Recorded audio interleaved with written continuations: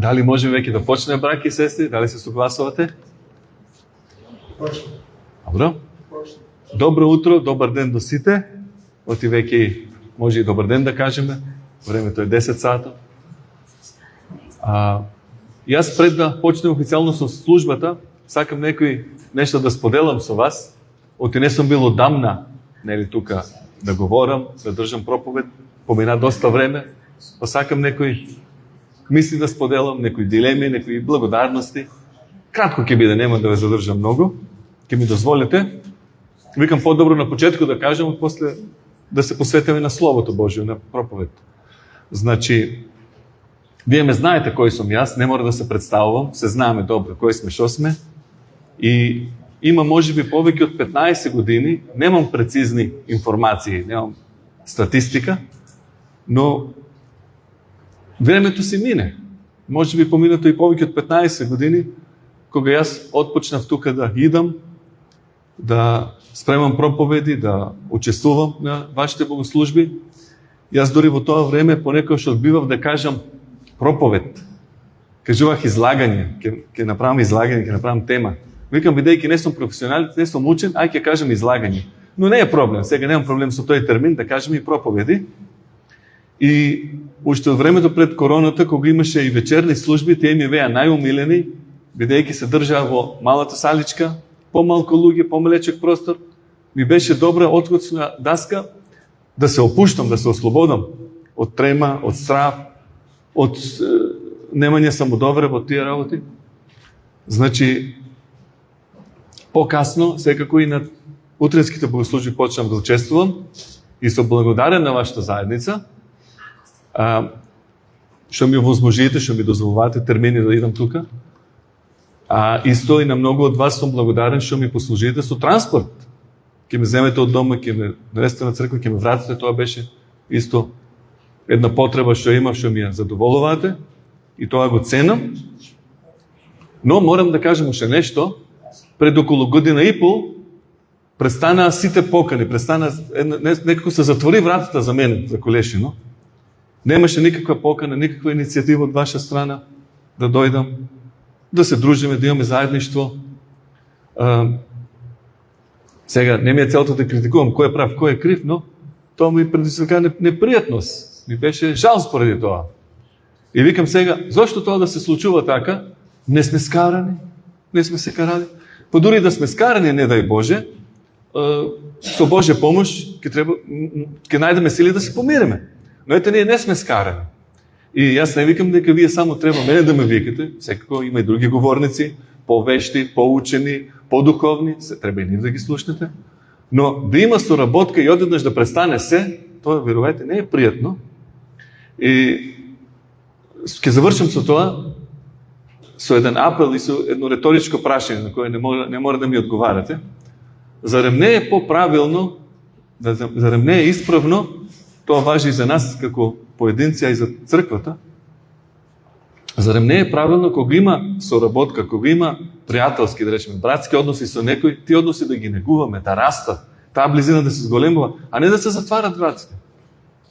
Мислам дека секој кој е добронамерен, кој сака да сподели од Божјото Слово, треба да има на секаде прилика тоа да го направи, да му се даде прилика да се искаже. Но ете, фала му на Господ, што сега може да бидеме заедно. И јас се извинувам што тие работи ги кажах, но ми лееше на срце тоа да го кажам. Јас сум така носталгичен, отворен човек, сакам тоа да го кажам и фала што ме слушаате. И сега предлагам да се свртеме кон Божјото Слово, кон богослужбата и да отпочнеме во името на нашиот Господ Исус Христос и да го прославиме неговото име со песната 73. О блажен ден за одмор. 73-та песна.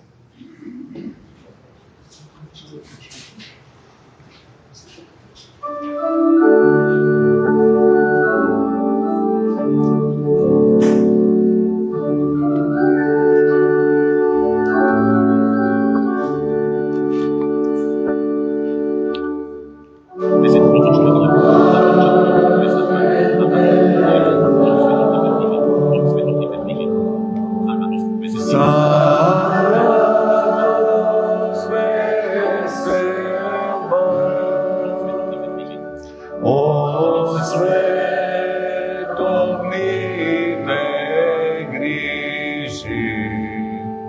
За них сме слободни.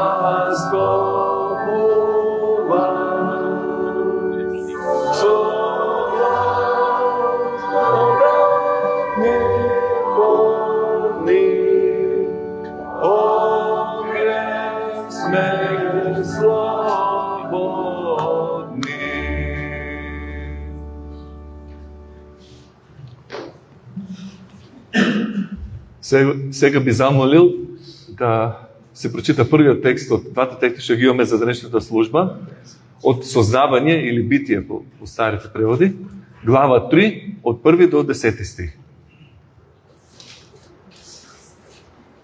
Змијата беше полукава од сите полски животни што Господ Бог ги направи. Таа и рече на жената: вистина ли е дека Бог рекол, не ќе јадате од ниедно дрво во градината? Жената и рече на змијата: смееме да јадеме плод од дрвото во градината, само за плодот на дрвото што е среде градината, Бог рече: не јадете од него и не допирајте го, за да не умрете. А змијата и рече на жената: навистина не ќе умрете, туку Бог знае дека во оној ден кога ќе јадете од него, ќе ви се отворат очите и вие ќе видите како Бога, распознавајќи го доброто и злото. Жената виде дека дрвото е добро за јадење, пријатно за очите и дрво поширно за да се постане мудар. Набра од неговиот плод и го јаде. Му даде и на својот маж, кој беше со неа, па и тој јадеше. Тогаш на двајцата им се отворија очите и согледува дека се гои. Сплетоа смоквени лисја и си направија прегаджи. Тогаш го чуја гласот на Господа Бога, кој шеташе горе-долу во градината и за време на денскиот ветрец. И се сокрија човекот и неговата жена пред Господа Бога, меѓу дрвјата во градината. Господ Бог го повика човекот и му рече: каде си? Тој одговори: го чув твојот глас во градината, се исплашив, зашто сум гол и се сокрив. Благодарам, тоа беше текстот. Сега предлагам сите заедно да се помолиме пред Господ Бог и да го побараме неговото водство за оваа служба.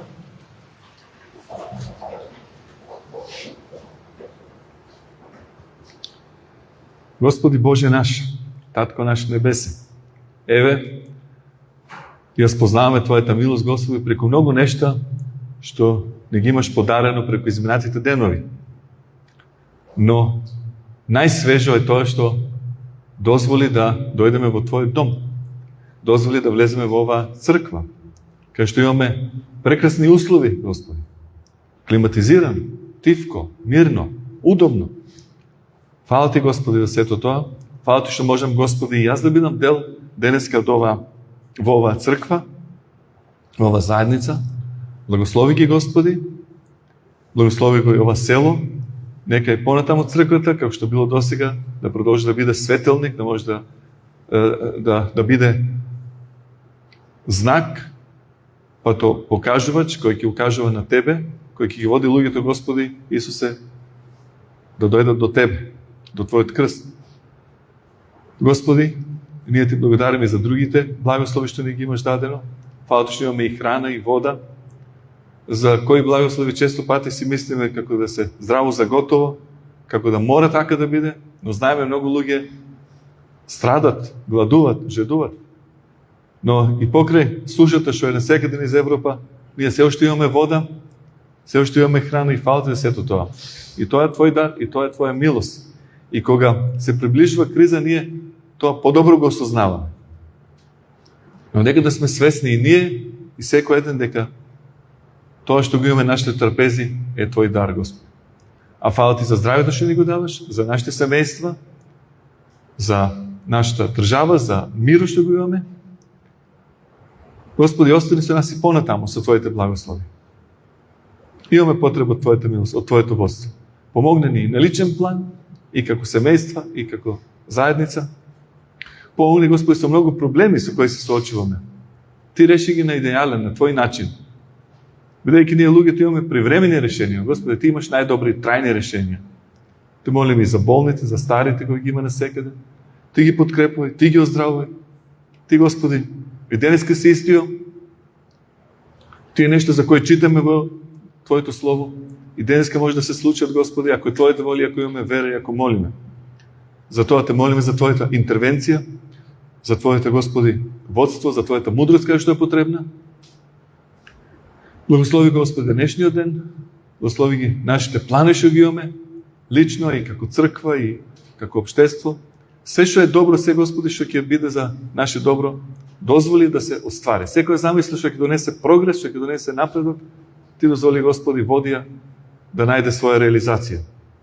Луѓето да бидат задоволни, срекни, исполнети и да знаат, Господи, дека тоа е Твој дар. Благослови црквата насекаде, особено таму кај што има прогонства. Ти дај, Господи, дај сили да издржат и ослободи ги, Господи, сето тоа, бидејќи кога ние се собираме во мирни услови, што сме позаслужни од некои други луѓе кои стално се измачувани, стално прогонувани, стално во опасност. Затоа, Господи, биде и насекаде со сите проблеми, ги предавам во Твоите раце. И покрај тоа што некој пат ни изгледа дека работите се надвор од контрола, но ние искажаме вера, искажаме доверба во Тебе, дека Ти се контролираш и дека се случува така, Господи, како што Ти е угодно на Тебе. Ти благодараме за се, води ова служба, води ова проповед, нека биде благословена за сите нас, нека биде охрабрувачка. Ти укорене, Ти охрабрене, Ти, Господи, биди помеѓу нас. Колку да има луѓе овде, Ти биде овој еден плюс што ќе биде најважниот гостин, не гостин, Господи, туку домаќин на оваа богослужба. Ти ја води. Те молиме за Твојот благослов, те молиме за Твоето водство во името на Исус Христос. Амин.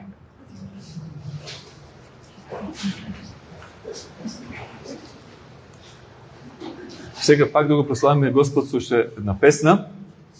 Тоа како што слушнав ќе биде песната број 326, Семо предадам на Исус. Убава песна, за слава Божја.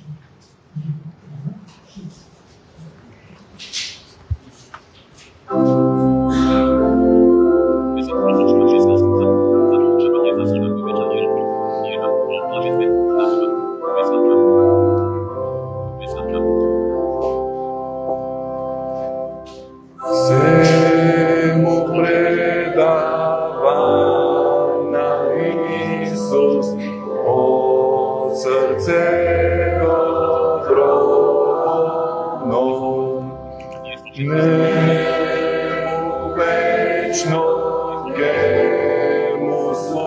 можам, за него ќе живеам. Се ти предавам, се ти предавам, на тебе мој спасител ми.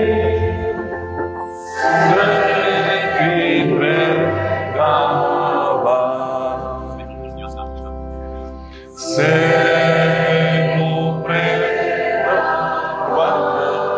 на Исус, световност јас напуштам. Понизнота Исус родам, живота му посветам. Се ти предавам,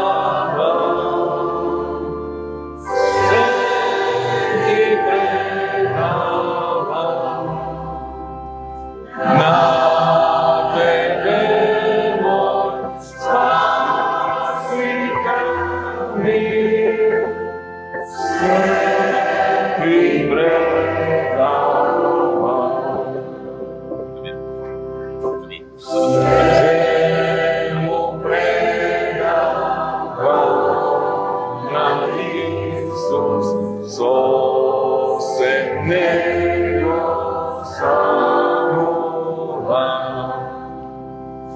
Духот Божи да ме води, смиреност да чувствувам. Се ти предавам, се ти предавам, на тебе мој спасител ми. Се ти предавам,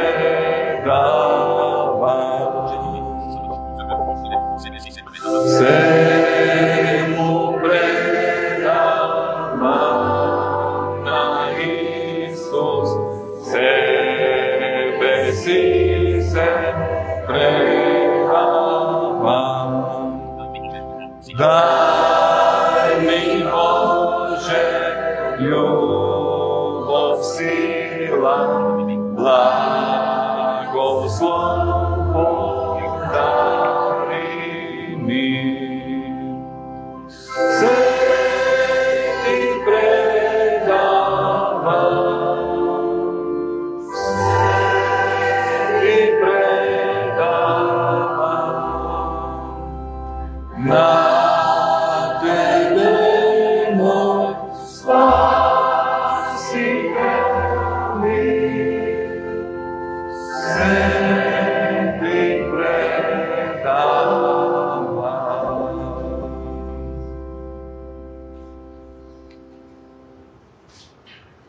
Сега, пред да преминеме на проповедта, би замолил да се прочита уште еден текст од Евангелието по Матеј, глава 14, од 22 до 33.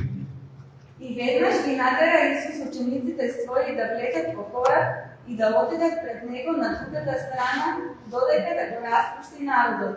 И штом го распушти народот, се искачи на гората да се моли насам. А кога се свечери, беше сам таму. А коработ веќе беше многу стади и далеку од брегот, измачуван од брановите, зашто ветерот беше спротивен. А во четвртата ног на стража дојде при нив одејќи по морето. Кога го видела како оди по морето, учениците се исплашија и рекоа: "Тоа е привидение", и извикаа од страх. А Исус веднаш им проговори и рече: "Бидете храбри, јас сум, не бојте се." А Петар му одговори и рече: "Господи, ако си ти, нареди ми да дојдам при тебе по водата." Тој пак рече: "Дојди." И Петар слезе од коработ и одеше по водата да дојде при Исуса. Но кога го виде силниот ветер, се исплаши, почна да тоне и извика велејќи: Господи, спаси ме! А Исус веднаш ја испружи раката, го фати и му рече: Маловере, зошто се посомнева? И кога влегла во коработ, ветрот престана. А оние кои беа во коработ дојдоа и му се поклонија велејќи: Навистина ти си Божи син. Благодарам. Многу ми значи тоа што имаше кој да прочита од Словото Божјо и тоа е исто многу важна служба. Јас лично не знам дали има некои нови луѓе, нови посетители или луѓе што не биле оддамна дојдени, но без разлика дали некој доаѓа ретко или почесто, нека се чувствуваме сите поздравени, сите бидете поздравени во Домот Божи и во името на нашиот Господ Исус Христос. Чувствувајте се пријатно и нека Господ ги благослови нашите срца, нашите мисли, да се ориентираме кон Неговото Слово. Ако забележавте од читанието, и во двата текста се зборува, се спомнува поимот страв. Значи, нашата тема ќе се врти околу стравот. Иако поводите за страв и околностите во кои се случува тоа чувство, таа емоција на страв, се различни, но сепак стравот е тука. И затоа ова тема има еден малку подолг наслов кој гласи страв. Тој постојан придружник кој кај секој од нас е присутен и не следи од нашето детство до најдлабоката старост. Постојано е со нас. Но има тука едно прашање. Дали е можно да го совладаме? Дали е можно да се избориме со него? Како што веќе кажавме во насловот, сите ние се плашиме. И децата, и возрастните. За жал, стравот е дел од сечиј живот. Иако објектот, предметот од кој ние се плашиме, може да биде различен. А и поводите и причините се различни. Например, децата се плашат од нешто замислено и нестварно. Често нивниот страв е плод на нивната имагинација, нивната фантазија. Но тие толку не би се плашеле, доколку возрастните не ги учат, така да кажам, на страв. И то оправдано, за да се заштитат, за да се предпазат од некои повреди, од некои незгодни ситуации. И возрастните, вие може да се сетите, често им викат, им велат на децата: внимавај да не паднеш, пази да не се изгориш, или пази да не се истечеш од нешто, од некој остар предмет. И така натаму. Секако, како што кажав, на тој начин тие им укажуваат на опасностите околу нив и ги предупредуваат да се заштитат од нив и да не се овредат. Иако понекогаш, да си кажеме, возрастните претеруваат со нивните стравови, но тоа е тоа. Се плашат за безбедноста на своите деца и внуци. Од друга страна, пак, стравот кај возрастните е многу по-реален. Иако и тие понекогаш претеруваат со своите стравови, плашејќи се од се и сешто, така што и нивните стравови понекогаш се замислени и неосновани. Но сепак, за разлика од детските стравови, нивните стравови се многу по-реални и оправдани.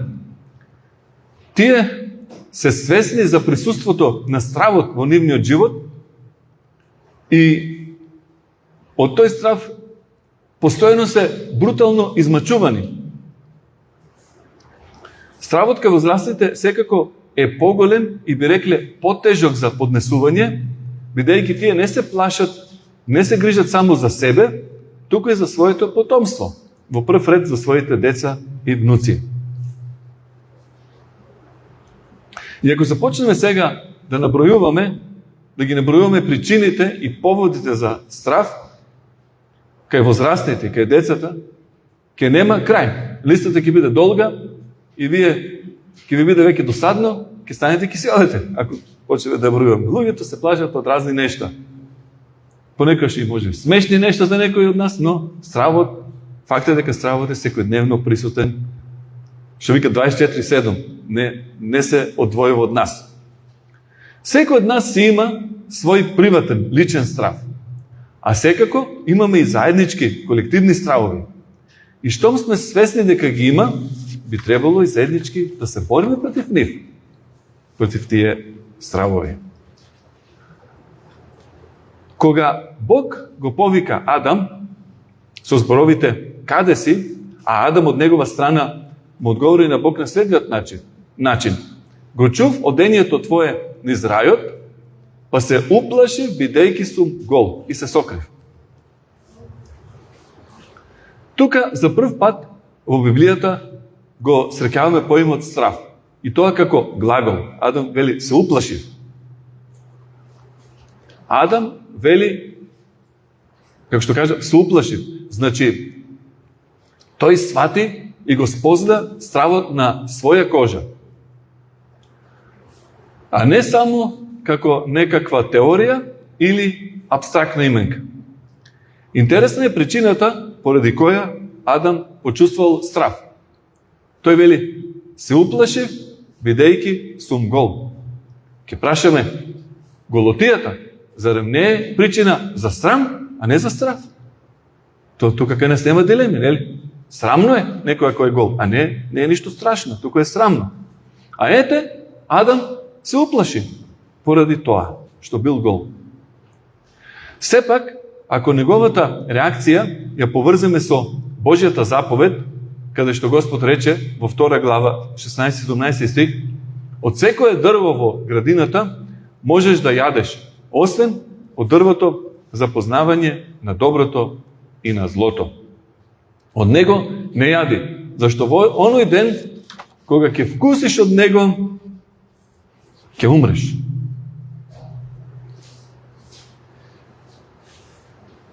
Ако ја поврземе неговата реакција со Божјата заповед и со фактот дека Адам и Ева ја прекршија таа заповед, тие навистина, ќе кажем, има голема причина да се плашат и да треперат од страв пред Бога.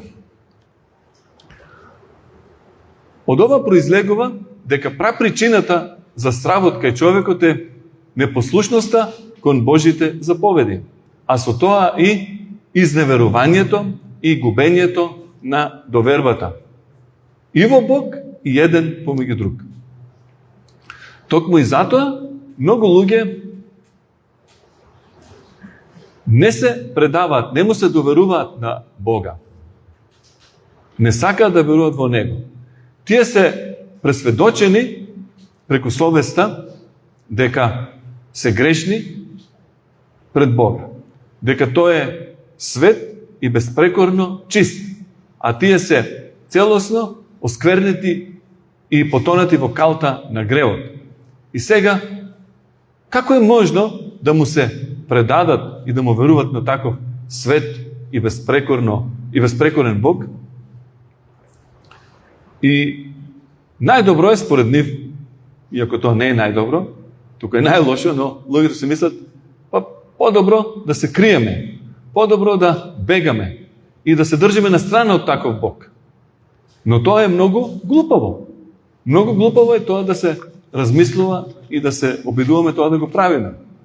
Зошто? Дали на Адам и Ева им успеа да избегат и да се скријат од Бога? Во Псалм 139 се вели: "Каде да одам од Твојот дух и од лицето Твое каде да побегнам? Ако се искачам на небото, Ти си таму.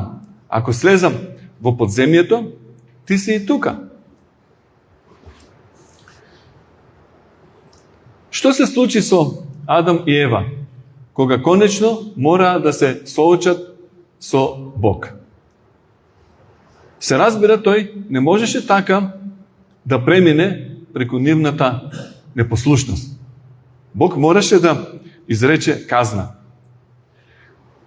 И последиците, поради нивната непослушност и сомнежот што змијата им го всади во главата, дека наводно Бог не е добар и ги лишува од некакви благослови. Значи, поради Таа нивна непослушност и сомнежот во Бог, тие ги почувствуваат последиците на себе, но и ден денеска целото човештво, вклучувајќи ни и нас, страдаме поради тоа. Сепак, Бог не ги остави во безнадежност и во очај. Тој стори нешто за нив, а тоа во никој случај не беше малку. Ги облече во облека од животинска кожа. Значи, требаше да се пролее крв. Со тоа можеме да кажеме, започна старозаветното жртвување на животни за простување и покривање на човечките гревови.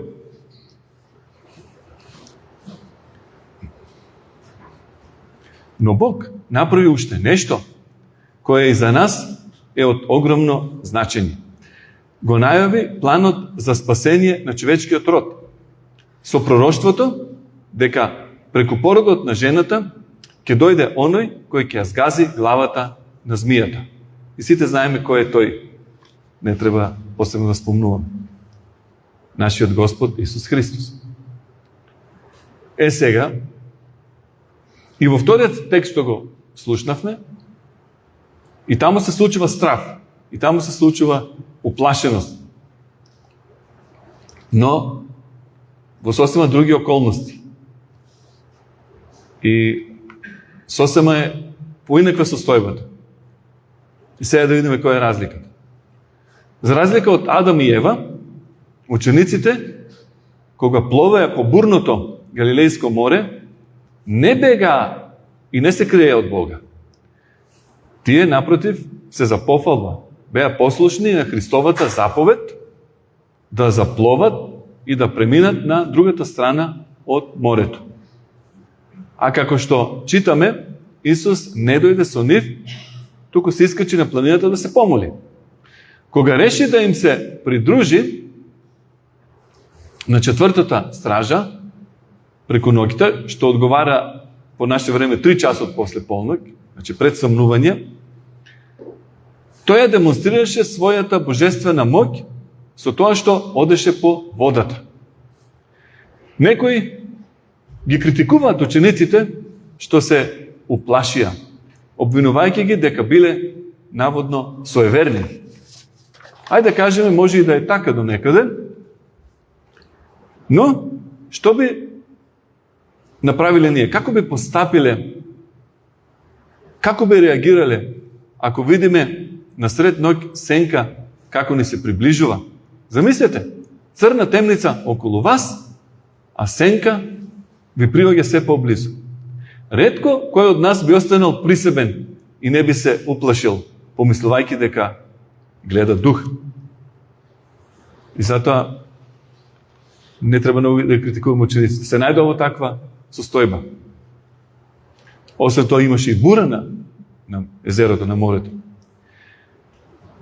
Не верувам дека Исус сакал да се игра мајтап со учениците и да ги плаши сега. Да им го гледа се ирош, викаме ние. Зошто? Зашто веднаш им проговори, штом тие се исплаши. Исус вели, не бојте се, јас сум, не плашете се. Тука за нас е интересна Петровата реакција. Господи, ако си ти, заповедај да дојдам кај тебе по водата. Иако, пак ќе кажам, некои луѓе го критикуваат Петар за неговата реакција и желбата и тој да оди кон Исус по водата, сепак тој го направи вистинското нешто. А некој може би го критикувале Петар, да речеме со зборовите: зошто, Петре, се нафаќаш на нешто зашто не те бива? Зошто се силиш и бараш од Исус и ти додеш по водата, а после, кога ги гледаш брановите, ветровите, се плашеш, тонеш и го молиш Исус да те спаси. Што викаме ние, само се бламираш.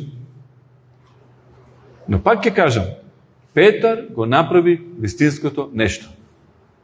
За разлика од другите ученици, кои се задоволија со сознанието дека тоа што го гледа не е привидение, тука е нивниот учител и Господ, Петар искажува желба да му се придружи. И не оддалеку од бродот, туку да дојде кај него и одблизу да го следи. Џон Веслеј има кажено: барај од Господ големи работи. Што значи, ние не треба да се задоволуваме со простечно христијанство, туку треба од Господ Исус да очекуваме и да копнееме по поголеми работи.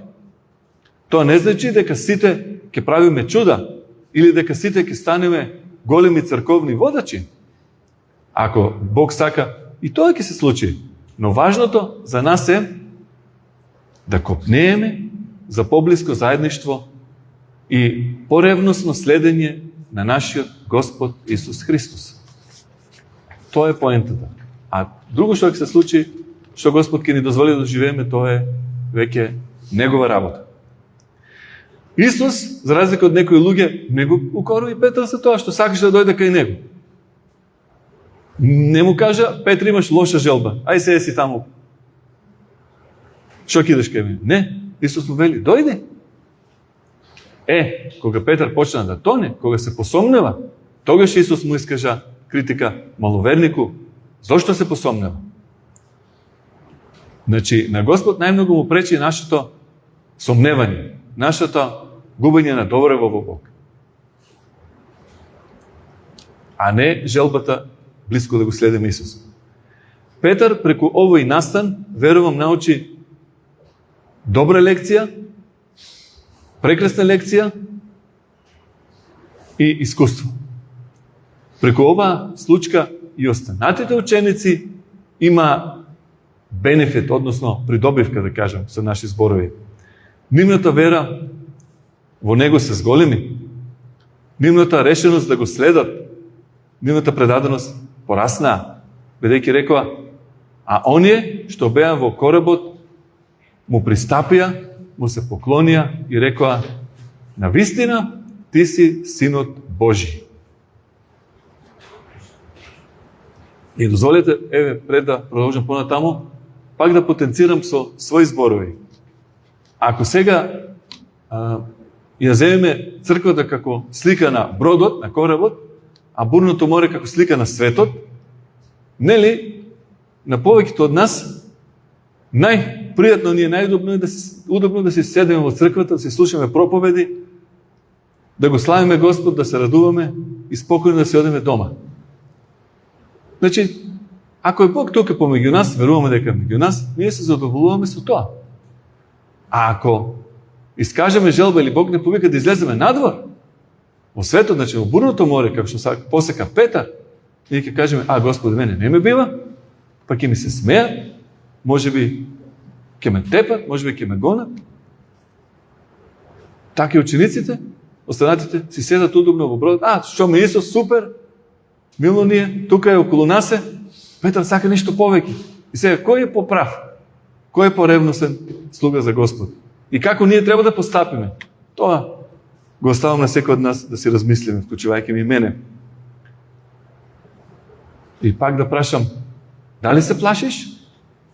Може би откако веќе констатиравме и до некаде заклучивме дека секој човек, без исклучок, има страв од нешто или од некого, може би ова прашање изгледа малку абсурдно, малку излишно.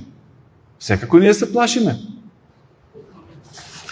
Ова прашање на некој начин не враќа на почетокот на темата, но не е целта само за ние да повториме и да набројуваме, да констатираме од што се плашиме, туку и да не поттикне и мотивира да се бориме и да ги совладуваме стравовите, бидејќи имаше на почетокот прашање дали можеме ние стравот да го совладаме.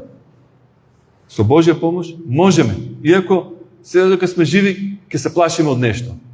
Но со Божја помош ќе одиме од победа во победа. И действото на стравот ќе се намалува во нашиот живот. Исто е следниот текст, кој ќе ни помогне подлабоко да ја разработиме темата, а ќе ни даде и некаков заклучок на истата тема, го носи истиот наслов: дали се плашиш? Во 1 Јован 4:18 се вели: во љубовта страв нема, туку совршената љубов го изгонува стравот. се плашиш ли од твојата совест, кога се разоткриват твоите гревови? Потоа, од неизвестноста што ја носи утрешниот ден, од долгиот несигурен пат кој треба да го изминеш? Еден познат колумнист, пишувајќи ја својата последна колумна, изјави. Значи, колумнист, не мисля нека комунист. Зборуваме за колумнист. Денеска може би нема веќе толку колумнисти, денеска има подкастери повеќе. Јас мислам, замена на колумните се веќе подкастите, каде што се дискутира за многу важни обштествени теми, но како и да е, тоа е може би пример со некоја постара дата, кога би имало повеќе колумнисти, чија улога беше многу важна, да се распретат, да се разоткријат некои обштествени настани. Значи, пак се враќа на почетокот. Еден познат колумнист, пишувајќи ја својата последна колумна, изјавил: откако прочитав повеќе од 90.000 писма од моите читатели, станав свесен дека стравот е сечи личен проблем број 1. Ето, човекот комуницирал со многу луѓе, многу години и дошол до некој заклучок. Стравот е број 1 причина за луѓето да се чувствуваат непријатно. Значи, луѓе на важни позиции во општеството, како и оние скромните, обичните граѓани, богатите и сиромашните, образованите и неписмените, без разлика, на секој општествено ниво, стравот тече како некој извор со парализирачка болест, со парализирачки отров врз нашите умови. И затоа едно од најлошите својства на стравот е да не парализира, да не вкочани, да се откажеме од секаква активност и да се помириме со некоја тешка состојба. Но од друга страна, Бог не сака неговите деца да се плашат. Не плаши се е божествената увертира која би можела да представува вовед на секое библиско ветување. Не плаши се, чедо, ти се простуваат гревовите твои. Тој Исус го кажа на парализираниот човек, на фатениот, нели, кога неговите пријатели го донесува да биде излекуван, но сите тие ветувања и охрабрувања може да си ги земе секој лично за нас, иако првобитно се искажени за тој човек. Не плаши се, синко, ти се простуваат гревовите твои. Во Матеј 9.2 тоа се вели. Не плаши се, зло нема да ти се случи и неволја нема да се приближи до шаторот твој. Се вели во Псалм 91.10. Не плашете се, вашиот Отец Небесен знае дека за сето тоа имате потреба. Матеј 6.32. Не плаши се, зашто јас те откупив, по име те повикав, ти си мој. Исаја 43.1. Ние кои сме ја почувствувале Божјата љубов преку Исус Христос, не треба да се плашиме од нешто што нашиот љубезен небесен татко ќе допушти да ни се случи во животот. Бидејќи во Римјаните, еве имаше еден цитат, 8 глава, 31-32 стих се вели: ако е Бог со нас, кој ќе е против нас? Оној кој не го поштеди ни својот собствен син, туку го предаде за нас сите, зарем нема да ни подари со него се? Тој исто така ќе ни ја даде и потребната сила и храброст да го поднесеме товарот на секој ден. Секој крст, секоја неволја, секој проблем или несреќа во животот, кога минуваме ни сето тоа, ние ќе почувствуваме божествената рака врз нашите раменја и неговиот нежен, тивок глас, охрабрувачки глас, кој ни вели на секој еден од нас: не плаши се. И нека сите ние тие ветувања да си ги земеме при срце, бидејќи Господ кога ќе каже нешто, тој стои позади својот збор. Ние, кога некому посакуваме, ајде да си здрав и жив, или секи биде добро, ќе кажеме, нели? Ние тоа го посакуваме од срце на нашите ближни, но немаме моќ тоа да го исполнеме. Ние само искажуваме добри желби, но Господ не искажува само добри желби. Господ ветува дека така ќе постапи. Само ако му се предадеме, само ако му веруваме. И тоа го посакувам на секој еден од нас, почивајќи се и себе. Нека му е слава на Господ за оваа тема. Фала му за неговото храбрување и во негово име да продолжиме ни животот и да пробаме, ако ништо друго, барем помалку да се плашиме, а да имаме повеќе доброва во Бога. Амин. Се накратко ќе благодариме на Бога пред да испееме и следната песна.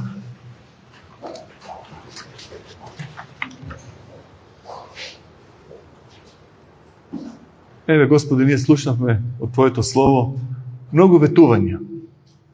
И помогни, Господи, само тие ветувања да не изгледат некој убаво сентиментално, романтично ветување, туку ветување кое има тежина во себе, кое, Господи, искажено од еден семоќен Бог за кој ништо не е неможно. Господи, помогни ни во реалноста во животот, ние повеќе да Те веруваме, потврдо да се фатиме за Твојата рака.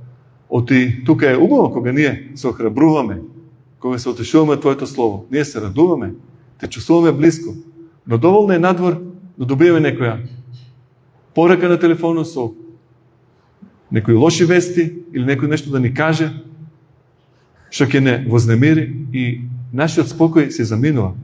Помни, Господи, во тие моменти да Те се довереме и да, Господи, да Те веруваме дека се што се случува со нас, се е, Господи, во конечна смисла за наше добро.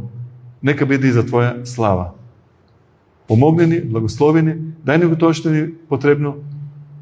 Најмногу, Господи, како што се молат и другите проповедници, да го бараме Твоето царство и Твојата правда, а се друго, Господи, ќе ни дадеш Ти и материјално и духовно, што ни е потребно.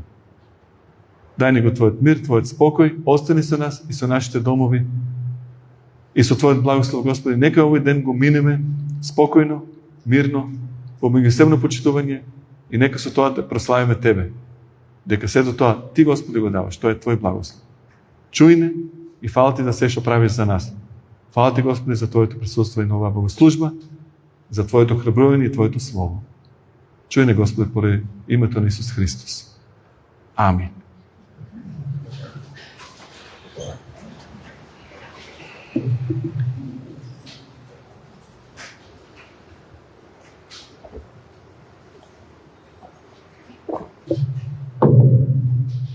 Пардон.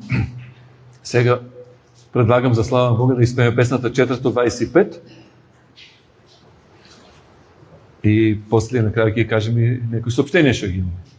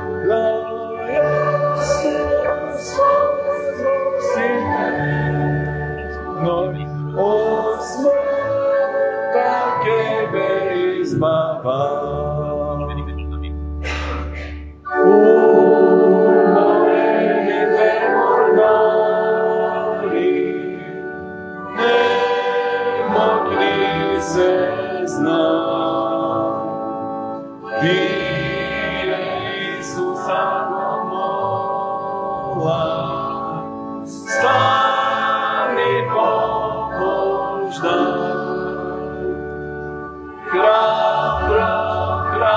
само напред. Чујте Божјиот глас.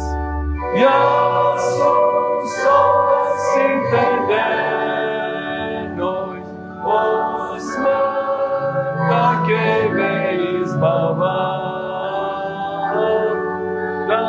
Јас сум со вас сите денови, од смртта ќе ве избавам.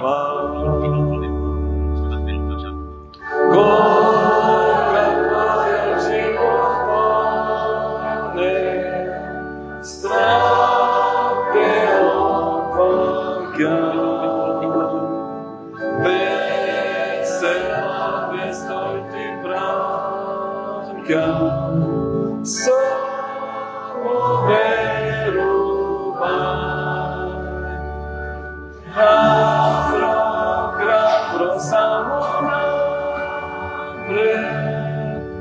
чујте готов Божјиот глас. Јас сум со вас сите денови, од смртта ќе ве избавам. Јас сум со вас сите денови, од смртта ќе ве избавам. Знај од небо Исус дојде, умре тој за нас.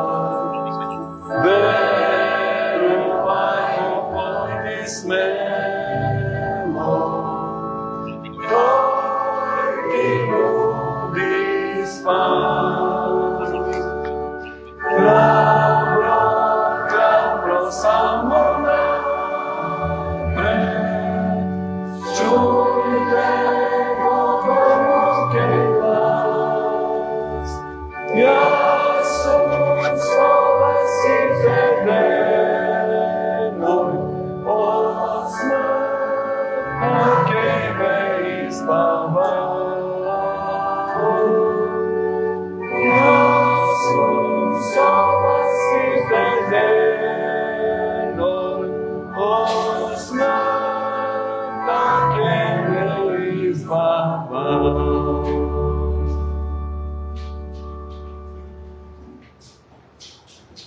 Сега имат ли децата нешто подготвено да ни презентират? Нека повелат. Нема деца тој. Нема? Нема. Нема, добро, добро. Викам да кажам и текна сепак. Па, како што ме кажачеч Георге, да кажам, да подсетам дека имате библиски молитвен час во среда во 19 часот и следната недела пак има служба во истото време во 10 часот. Други сообщенија дали има, не знам. Вие си знаете како заедница. Ако нема, предлагам како еден вид благослов да завршиме сите со една кратка песна, 395, да биде со мене Бог. И па звучи како некој благослов. Ќе биде добро да испееме. Amen.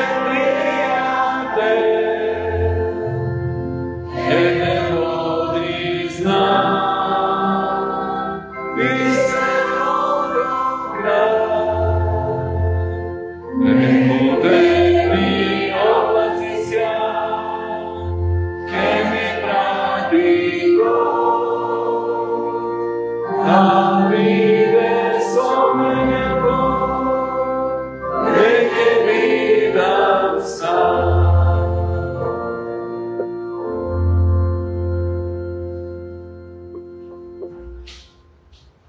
Мислам, сега може да кажем, че службата ни е завършена. На сите посакувам Божи благослов. Фала за вниманието.